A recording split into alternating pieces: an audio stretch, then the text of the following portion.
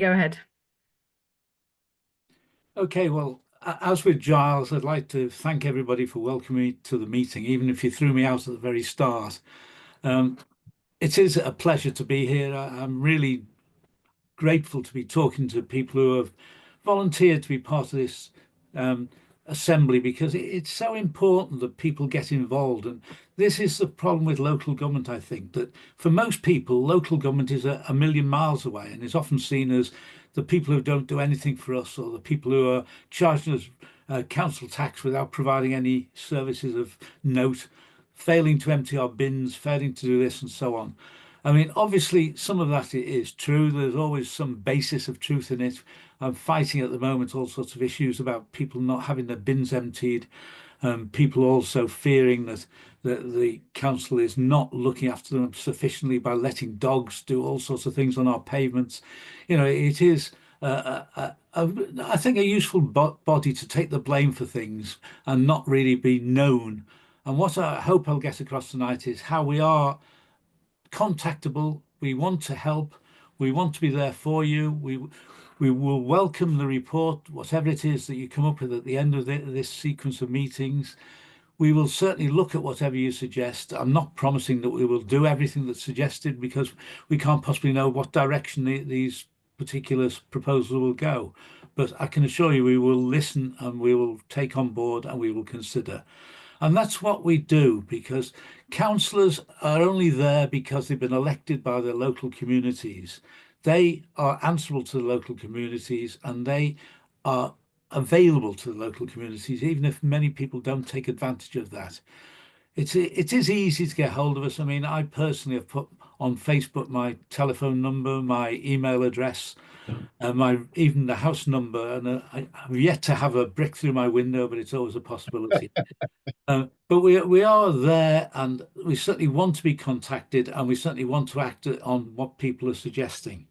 Now, if I look at what influence we've got, we can obviously influence, as Charles has pointed out, what our own house does in terms of dealing with our buildings, dealing with our transport. We can reduce our carbon output, and we're doing that at the moment. We can also try and influence our supply chain in the same way. If you do jobs with us and for us, we can influence you in what you do that could help fight climate problems. And we can also then try and influence the wider public. And we do that by sending out, we have a newsletter which we publish, which goes out to many people in Cumberland. We have things available on our internet sites. We can use information to warn people of the problems, as well as being obvious when we're trying to deal with the problems of flooding that happen occasionally and all too often in certain areas of Cumberland.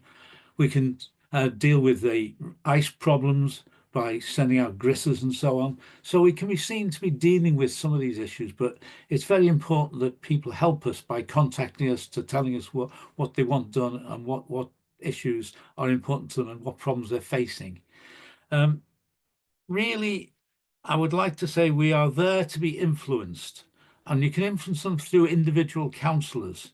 They are the people, as I say, who depend on your vote to get elected, and they will listen to whatever you come up with. And please do use your local council as much as you can to get your own way.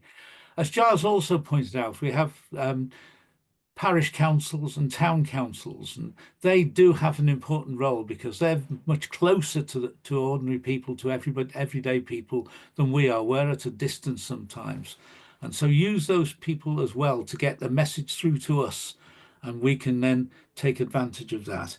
We also have all sorts of working relations with partners. Giles and myself are both involved with ZCCP, for instance, in a regular way. But there are plenty of other. Well, could you just explain what ZCCP is? Okay, zero carbon Cumbria partnership. Thank you. Which is the body that's organising the events that you're involved with now, and a very important partner to work with in the struggle to get the climate and nature issues solved. Cumberland Council came into power and immediately said that our main concern was health and well-being. And it's been my job really to prove that health and well-being is the same thing as climate change and defending nature. And it is, if you think about it.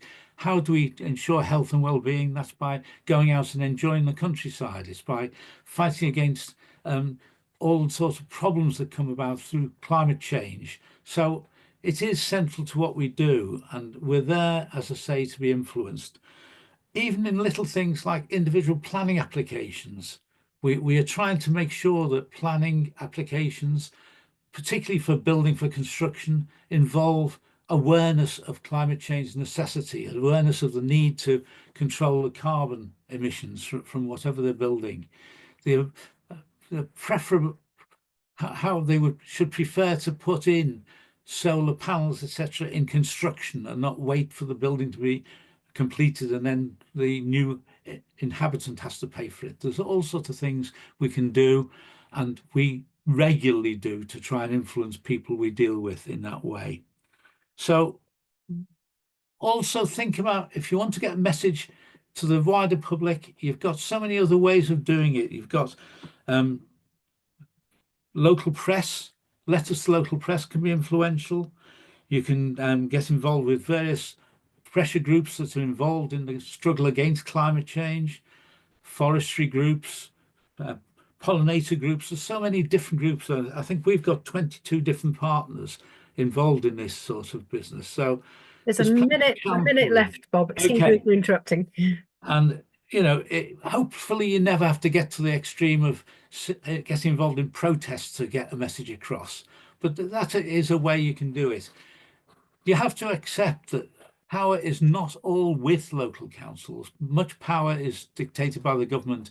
They are the basic decision makers in what we do, but we can be a channel to them as well as they can be an instruction to us.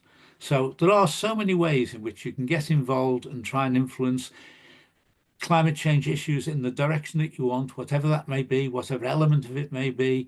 There's all sorts of potential for you, and I think the starting point is being involved in this, being here tonight and into future meetings, and I wish you well. Thank you. Thank you very much, Bob. And